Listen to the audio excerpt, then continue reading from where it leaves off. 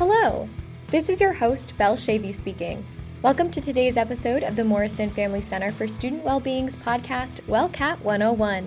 The purpose of this podcast is to give students an opportunity to share their college experiences, their advice, or interesting anecdotes for listeners who are students, staff, parents, etc. Each episode topic will be related to student well-being and or mental health through the lens of positivity and growth. We hope you enjoy this episode of WellCat 101. Hello, everyone, and welcome back to another episode of WellCat 101. Today is a super exciting day because right now we are here in the President's Residence with our guest, First Lady of Kansas State University, Sally Linton. How are you? I'm good. Thanks for being here. Awesome. Would you like to tell us a little bit about yourself, what you do? Yeah. So in addition to being the First Lady at K-State, I actually have my own business, which we're going to dig into a little bit today. I am an ADHD life coach. So I work with people all over the U.S. from college age all the way to retirement. Awesome. So like we do with all of our episodes, before we dive right into our topic for today's, I just thought we would talk about our favorite fall activities because campus is starting to look like my favorite season, which is fall. We're getting into October, the leaves are turning, and I just thought it would be fun to ask, what is your favorite fall activity? So every day, the last couple of weeks since the weather's been so nice, I walk campus with the dogs, and I love it. The temperature's great. Everything looks beautiful. You know, the garden is gorgeous. So that's kind of my fall thing. I love that. I think, walk around campus significantly more during the fall time once it gets a little cooler. And, you know, I mean, it's a little bit rainier than normal right now, but I actually You can find love your that. pockets. It's okay. Yes, you definitely can. Campus walks are so fun. They're great. And the dogs love it. Yes. Awesome. Well, to jump right into it, October is Health and Wellbeing Month, and you know that we on this podcast are all about that. Later this month, a lecture is being presented at K-State from the Mayo Clinic, specifically about ADHD, yes? Yeah, we're doing an ADHD day, essentially. So we have a roundtable talk that you can sign up for. You need to register for that in advance. We're doing an open lecture for everybody. So we have two experts from Mayo Clinic coming in that focus specifically on ADHD that will lead that and give us some really exciting information and how to work with people whose brains run at a faster pace. And then there will be a wrap-up session later in the afternoon, too, that you can come to and ask any questions. It's going to be fun. That sounds so exciting. I'm actually very happy about that. And I know that you are also involved in a walk around campus event later this month with Exercise is Medicine. We just talked to them. That was the topic of our last episode. We met with the president and vice president of that student organization. So we are definitely trying to shed light on every aspect of well-being, and especially with the Mayo Clinic coming to talk about ADHD, we wanted to have you as a guest on this episode. Thank you. Yeah, that walk will be fun too. And I mean, it's taking a break to get out, right? And kind of reset, move your body, get going. So that's what we're going to do on that walk. I think it's next week, actually. Yeah.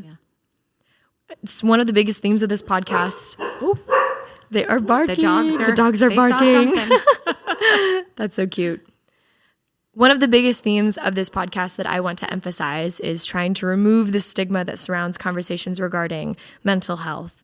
Mental health conditions are so much more common than people realize, and specifically today, we would like to have a conversation about ADHD, what it is, how it affects college students, how places can become more accessible, how to input skills and habits in your daily life that can really help you if you are someone with ADHD.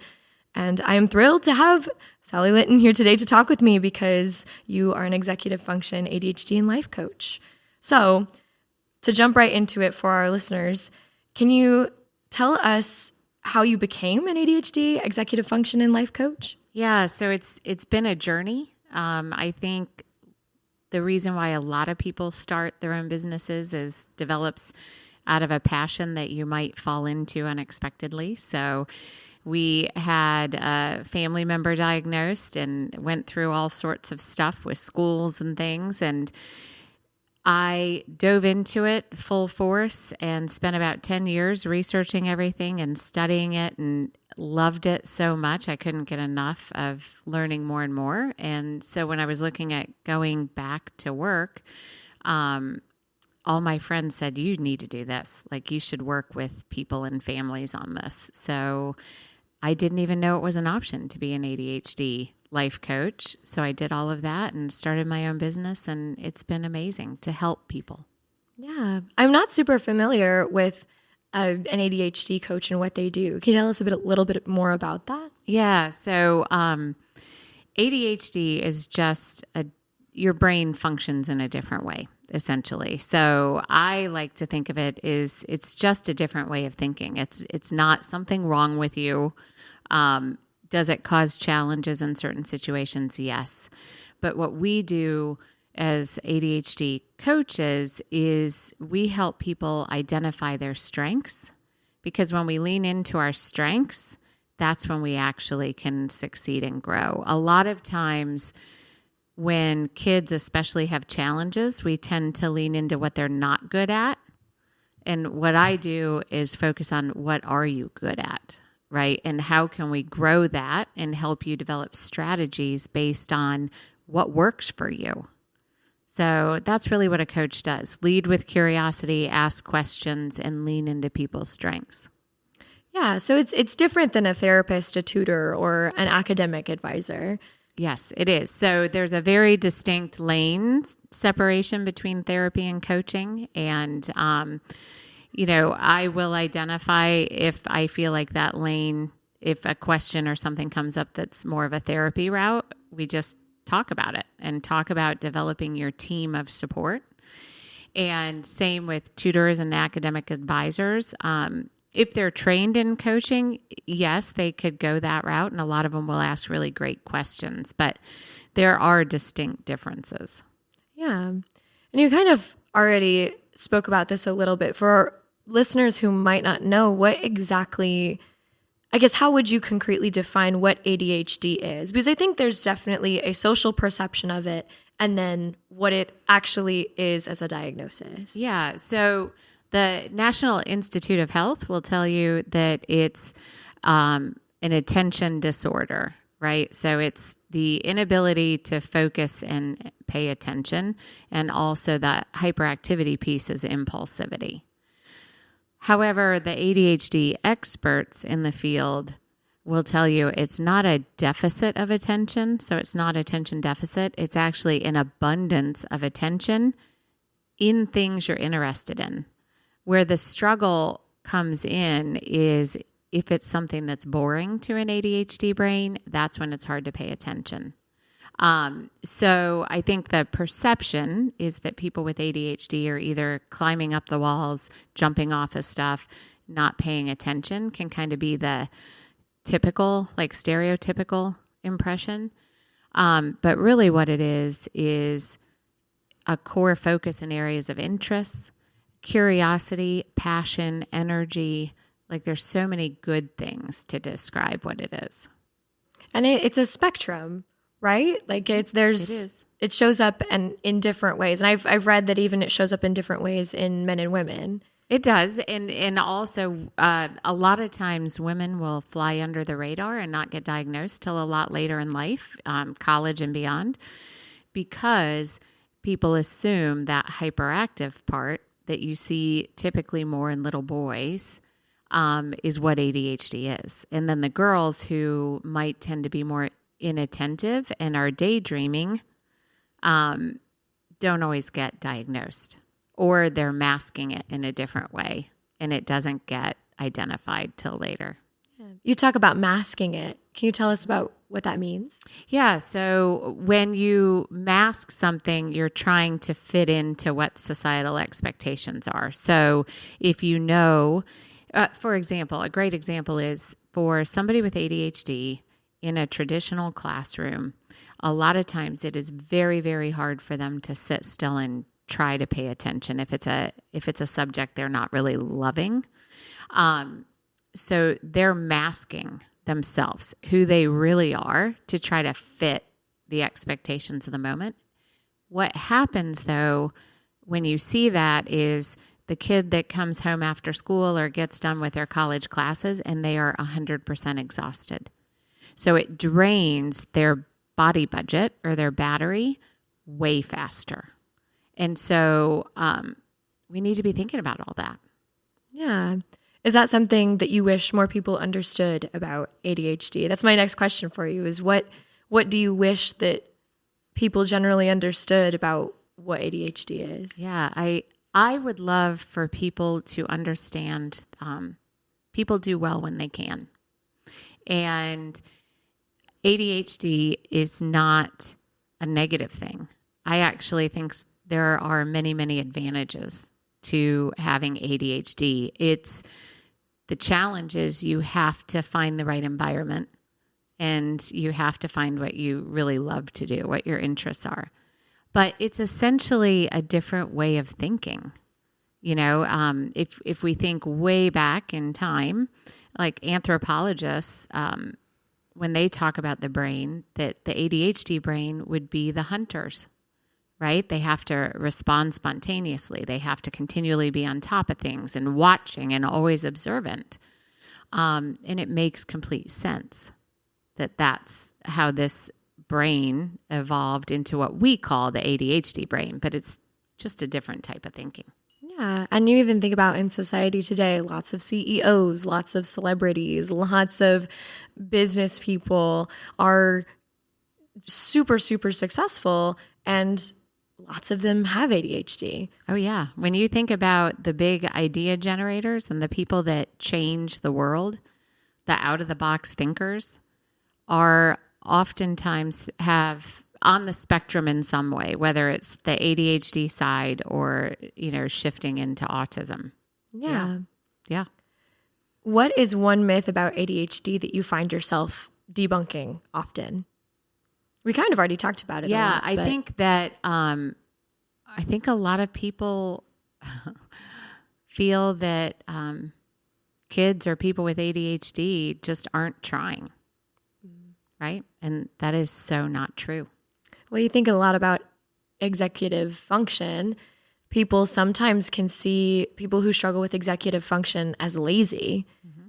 And that's just not true. Yeah, because they are most likely trying a whole lot harder, you know, than most people, because it doesn't come as easy. And we need to think about too, like with ADHD, so the prefrontal cortex, which sits, you know, behind your forehead, that's kind of the CEO of the brain that manages multi-level tasking, right? So that develops about 30% slower in the ADHD brain than a neurotypical brain. So if you're 20 years old, you're a sophomore at college, right? Your prefrontal cortex is most likely functioning at about a 14-year-old level. So that then helps us understand that when kids shift to college and take on all these new, living by yourself, paying all your bills, not having the support of parents, you know, every night in the house, it's tough.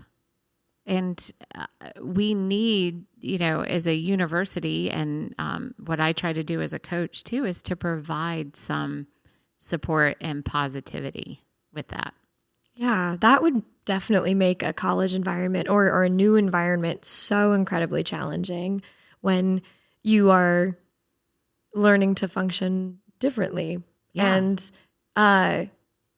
that kind of runs into my next question of what aspects of college learning environment can be especially challenging for students with ADHD, that prefrontal cortex development, when you are looking around at people whose prefrontal cortexes are developed a little bit further than yours is, how you find camaraderie and also find belonging and also find how to function in a way that works for you when it might seem a little bit easier for other people. Yeah. So I think key in all of this is having self-compassion for yourself.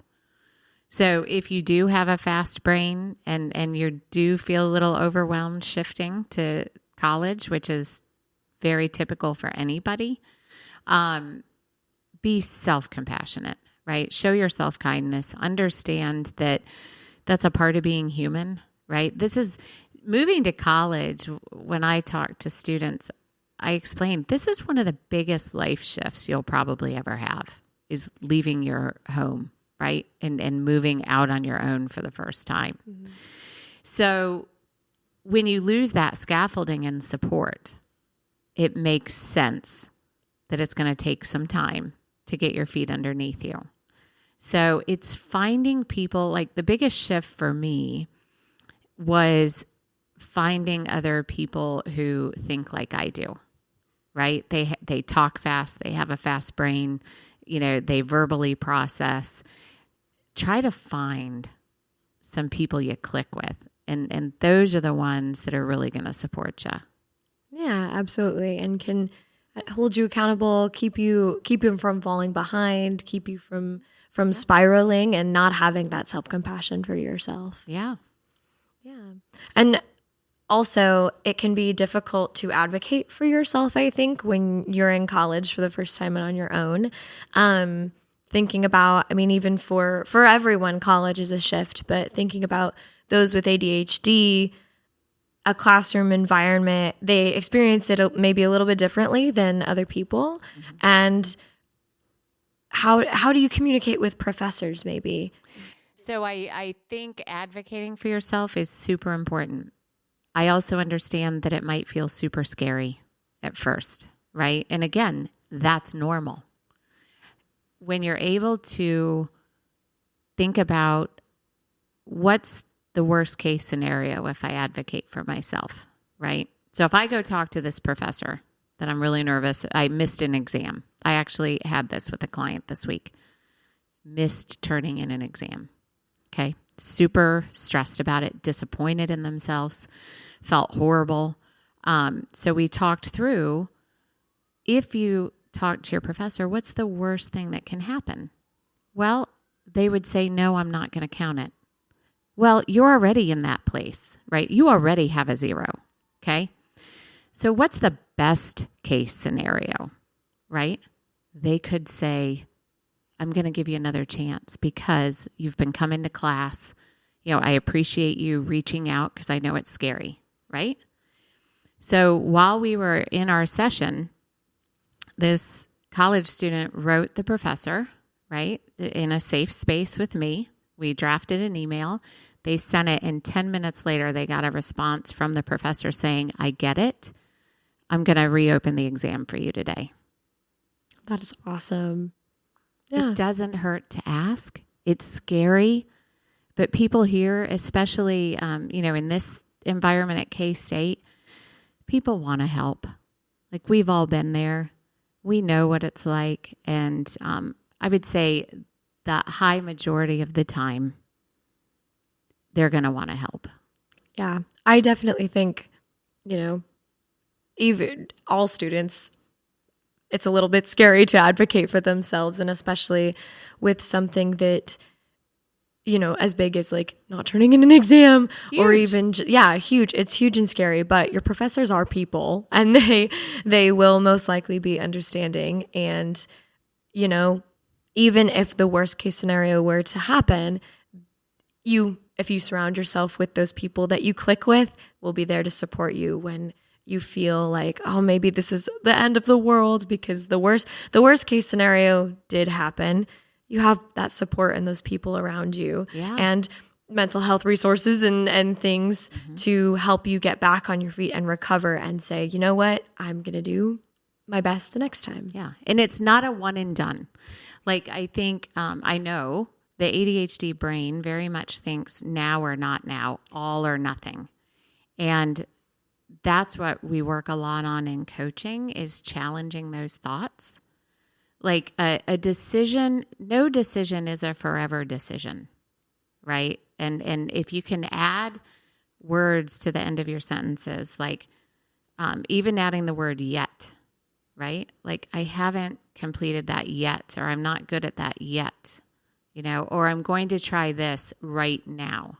Because then if you do fall off the wagon, you don't see it as a failure. It's just, well, then I'm going to tweak and I'm going to try something else or I'm going to get back on.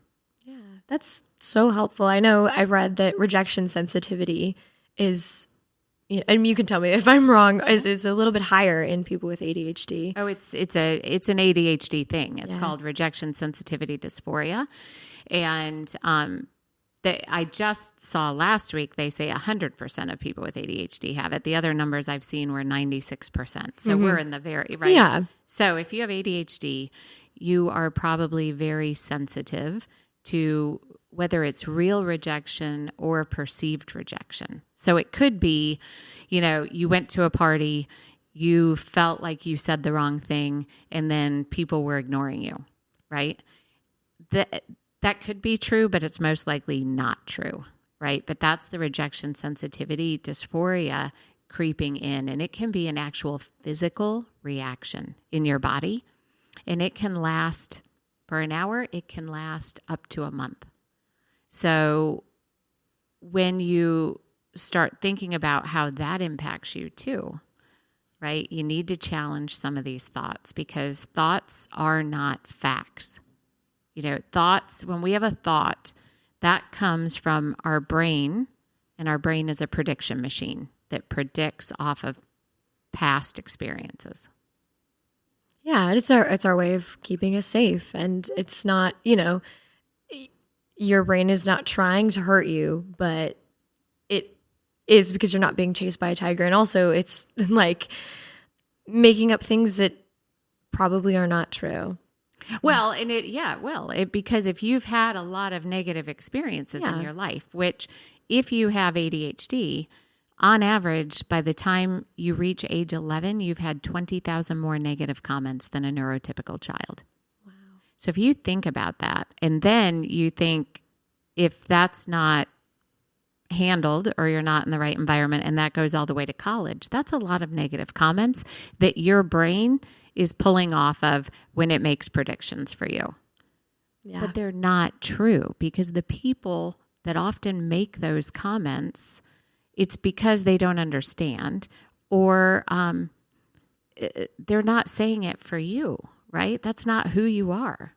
So we have to challenge that back. And it's like what you said, even I'll work with people on even saying, okay, brain, thanks for trying to protect me. What else could be true? Mm-hmm.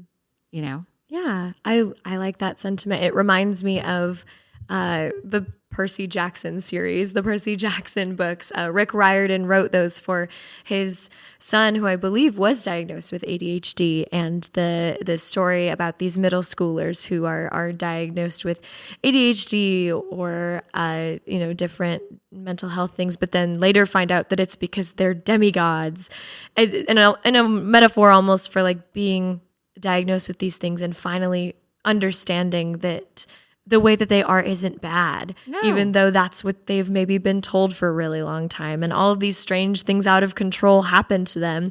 But then when they find out the reason why, they can then adjust things and find other people like them that are also demigods that at a place where they fit. And so it's no longer trying to fit a square peg through a round hole. You feel around like-minded people. And so I think that your sentiment is very similar to that of like, there are just so many things about ADHD that general people don't understand. And if you haven't experienced them, don't know how to connect and don't understand that a social rejection for one person might have a way bigger impact than on another person. Yeah. And it's like time blindness, okay? That's a big thing with people with ADHD, right?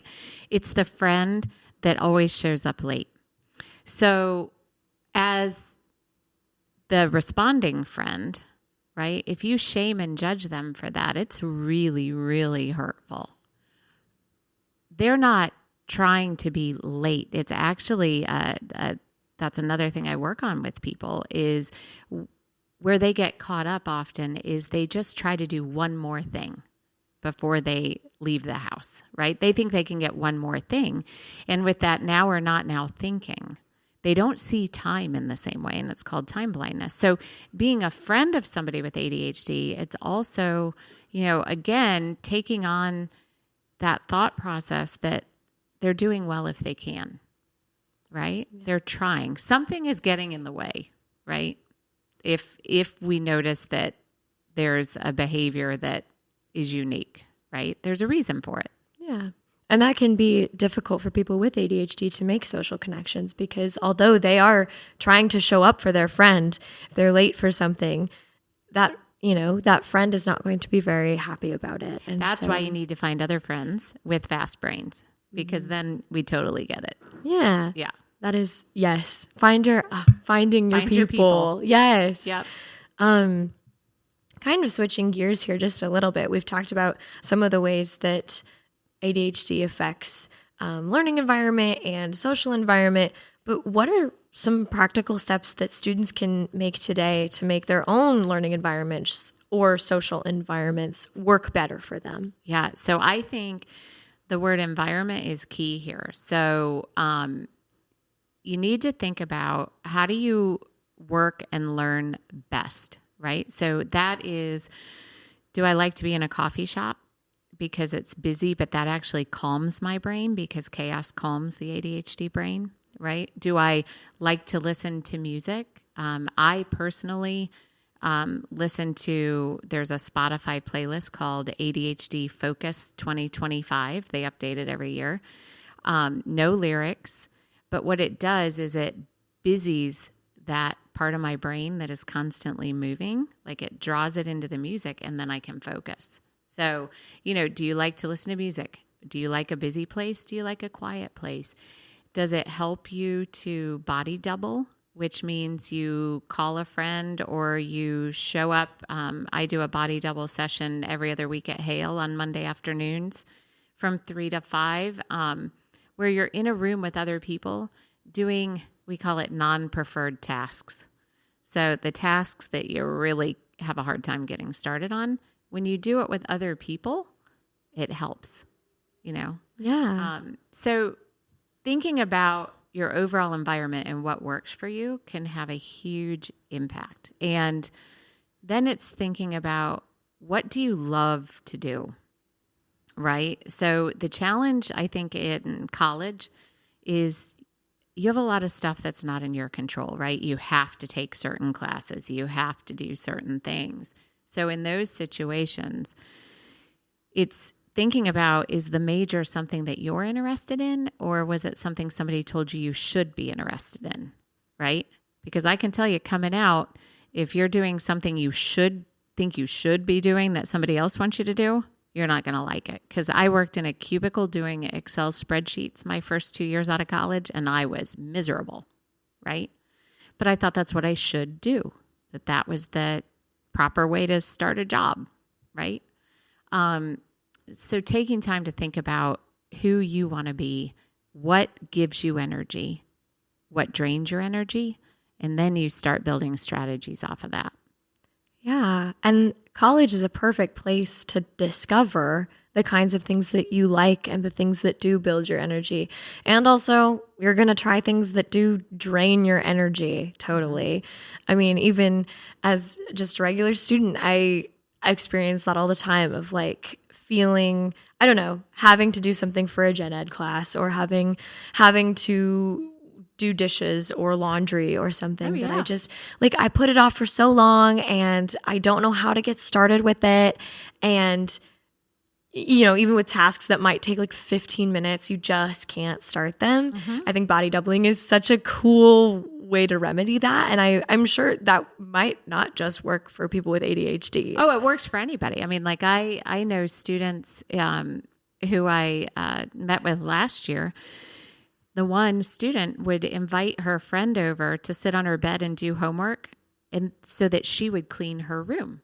And just having that friend in that space and knowing she was there would get her started on cleaning her room, which she hated to do. Yeah. Right? So you're gamifying it. Mm-hmm. So when you make it fun, when you play a game, like say you have 6 projects due for the week, or 6 tasks, right? Homework tasks for the week. You can take a dice and roll it And if it's a 3, you do number 3 first, right? If it's a 1, you do 1 first. And it just makes it a little more interesting. Yeah. Make it fun, because some of the stuff is just not fun. Yeah, definitely. I can agree with that. And like, yeah, I've heard of that, like gamifying it, but I've never thought about it, ways that you can apply it. Oh yeah, you can use cards, you can use dice, you can use random generators on the computer. A lot of people use time timers, which is a visual way to see a clock. And it's a color that if you set it for 15 minutes, you'll have a wedge of purple that'll slowly decrease, right? And it helps, but you have to find what works for you, not what works for other people. Yeah. So it's trial and error. Yeah, absolutely. And we kind of touched on this already, but outside the classroom, what parts of the campus environment can support or what can hinder learning for students with ADHD? So I think getting involved in clubs and organizations that you're interested in can really help, because you're engaged. It gives you that dopamine boost. It gives you something to look forward to. I think the support services on campus, the people do want to help. There's a lot of good support through tutoring, through advising, through the Student Success Center. We have CAPS. Just explore and start looking for things that help you, because I'm not a big fan of blanket strategies, right? Because handing somebody, a document and saying, this is how you should organize your life. Well, no ADHDer has ever read that in their entire life, right? You have to just kind of figure out through trying and maybe failing or not liking and trying again. And that's where that rejection sensitivity piece comes back in, right? Mm-hmm. So you have to keep that in mind it's not a failure. It's just learning that that's not right for you. And that's good info to have. Yeah. It doesn't mean there's anything wrong with you because something didn't work for you. It just means it didn't. Yeah. Mental health is different in the way that you don't use the word cure for mental health. And also, it's not like a medicine that you can take or something. If I have a headache, I can take ibuprofen. Mm-hmm. But mental health is different, and it takes a different kind of remedy. Yeah. And that's why paying attention to what you're noticing in yourself, right? I think a lot of times we just live every day. We do what we're told, especially, college age, right? You have to do a lot of what you're told, unfortunately. But if you can pause and again, think about what gives you energy, what takes it away, and focus, make sure you're incorporating in those pieces that give you energy. Yeah. Right. And I think learning how to take care of yourself and make things easier for yourself, college is the first time that you kind of learn how to do that. And you learn how to, I think about people who are experiencing life and they, things, maybe executive function is really hard for them and they don't pay attention to the way that they're feeling or experiencing things. And so they just live their life, and it's really difficult for them because they haven't discovered or they aren't trying to discover the things that are easier for them. And then once they do, it's like, I was prescribed glasses in the 3rd grade, and I remember putting them on and being like, I can see the leaves on the trees. Right. Like I couldn't see that before. Yeah. But it's also even realizing that those opportunities exist, right? Yeah. Like you can think in your own way and you can take a different path. Like if you were to look at my career path, it is not a typical career path, right? And my interests over time from college to now. But for me, it's been fabulous. Yeah. Right? Because you can create your own journey. And there is no A to B. If you think about, if I said, you need to get from New York to San Francisco, right? How many ways could you possibly get from New York to San Francisco? So many. So many. And what if you decide you're going to take this particular route and you run into a closed road, which is what happens in life, right? You're going to go from A to B. Well, then you hit a closed road. You need to detour, and that's okay. So I think thinking about it in that way, that there's going to be detours, there's going to be bumps and barriers, and that doesn't mean you did anything wrong. Yeah. And then looping back to that self-compassion of, it doesn't mean that you failed, And I think everyone can relate to some semblance of that, of trying something and it doesn't work for you, feeling like something that you have failed. I know lots of people, my parents told me they changed their major many times. I've changed my major a few times. I know lots of different people who maybe didn't do a major change, but they maybe stopped participating in a sport or activity that they used to really like and decided to spend their energy elsewhere and try to find things that really gave back to their energy and that filled them up. Yeah, because there's a difference between participating in something because it will look good on your resume or choosing something because you really love it. And in the end, choosing the something because you really love it is going to pay dividends. Yeah. And that's really where people with ADHD thrive. Like you said in the beginning, is that the things that they are not interested in, it's sometimes very hard for them to complete those things. Oh, but it's the a slog, yeah, for sure. Yeah. Yeah. But the things that they're really able to excel at. Oh, yeah. And build anything out of it. I'm a true believer that whatever career or whatever path you decide to take, if you're super passionate about it and you're willing to put in the work with the passion, you can be successful in anything. Yeah, absolutely.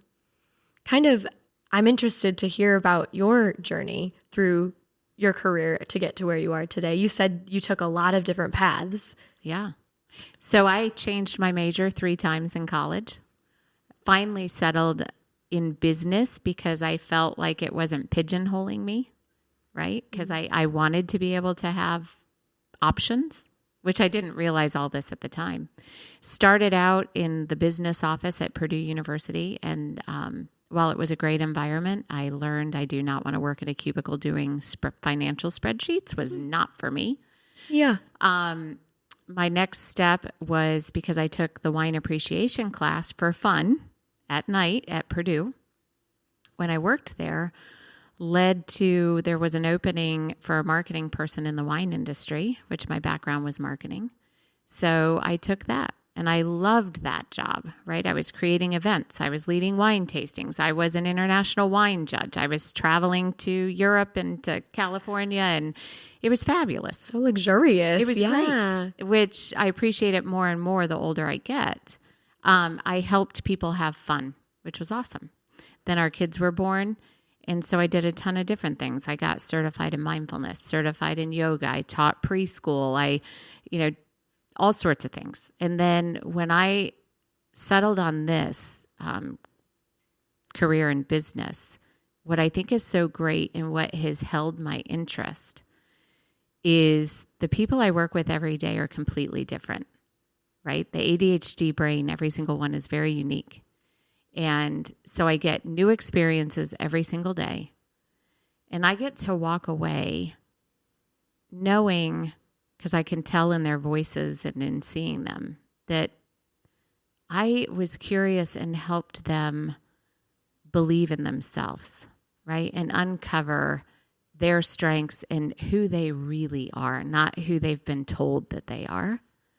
And it's so rewarding. Like, it has not been boring in the least bit.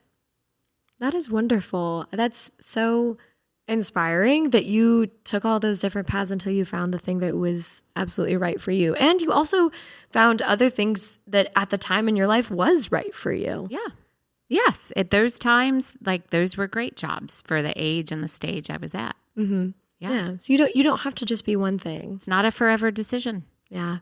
Absolutely. Yeah. And I think you touched on something a little bit that I wanted to maybe talk a little bit more about, is who people with ADHD have been told that they are is different than who they really are. Yeah, for sure. Yeah. Yeah. Speak on that. So I feel like with those negative comments that we tend to get at a younger age, right? And then pair that with the rejection sensitivity, right? So you can really internalize that stuff, right? So typical things you might have heard: you're not good enough, you're lazy, you're unmotivated, you're not living up to your potential, settle down, be quiet, right? So that integrates itself into your neural pathways, and those start running highways. So a big thing I work on with people is, how do we create new pathways that are actually who you are? And how do we start letting those pathways of who people told us we are fade away and disintegrate? So we work a lot on building neural pathways. Yeah, that's so cool. I just love learning about the brain. It's fascinating. And you can change your beliefs and change your pathways.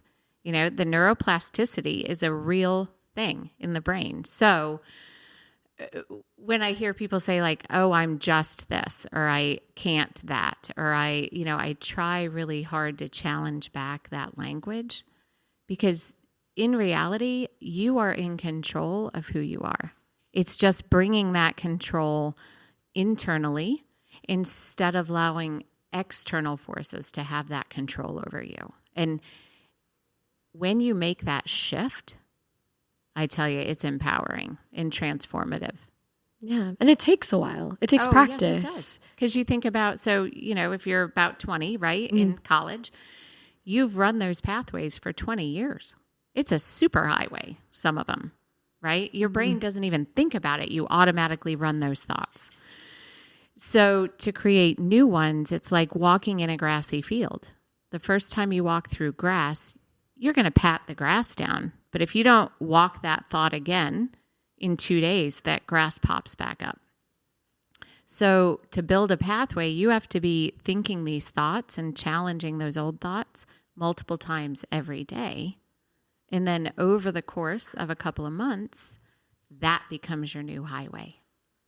And you forget that you even used to think so horribly about yourself. Yeah. And it's 100% possible. Totally. You can always change. I've done it myself. Yeah. You can always. There's the dogs again. The dogs. You can always change your perception of who you are. You can always do that. And you are in control of how you perceive yourself. Don't let other people control how you think about yourself. That is such a wonderful sentiment.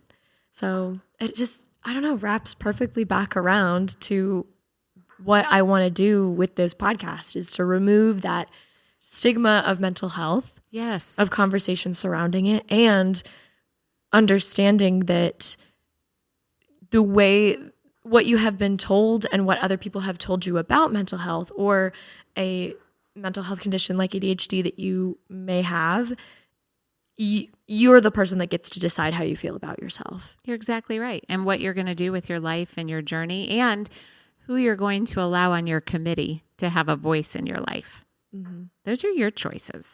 Absolutely. Well, we are almost at time. So is there anything that you would like to add before we wrap up?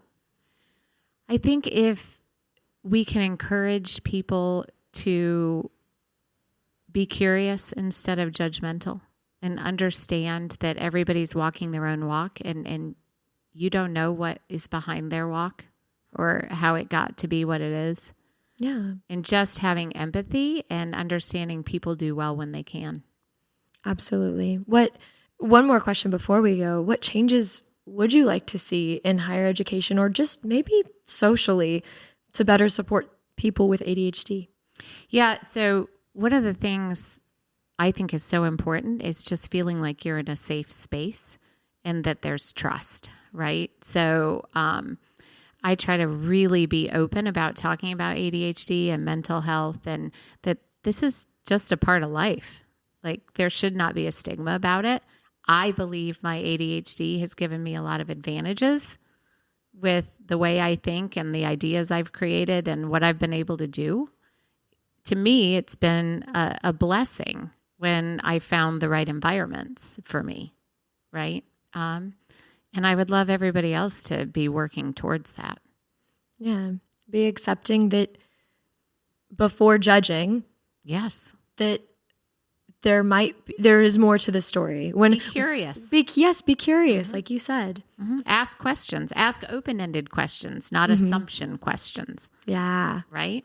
Definitely. One of my favorite things to do is to learn how another person's brain works. I mean, everyone's brain works uniquely, but like I love asking questions about the way that my friends feel and the way that my coworkers think about things. Yeah. Especially when it's something that I don't know a lot about. So being curious doesn't mean that you are ignorant. Being curious means that you understanding someone and giving someone attention. Yes, is a sign of caring. It's it's almost like a love language in itself of the want to be understood is such a universal thing, no matter who you are. You're right. Everybody wants to feel safe and wants to be understood. Yeah. So I love that sentiment. Yeah. Well, thanks. This has been awesome. Yes. Well, thank you so much, First Lady Linton, for being a guest on this podcast. If our listeners would like to know more about the resources mentioned in this podcast or our lovely guest here today, they will be linked in the description. If you would like to know more about how to get involved and active on campus and more about the resources that K-State provides for you. Again, October is Health and Wellbeing Month. So we are really trying to push and highlight all of the wonderful well-being and mental health resources that we have for you guys. So those will be provided in the description. Thank you so much for listening.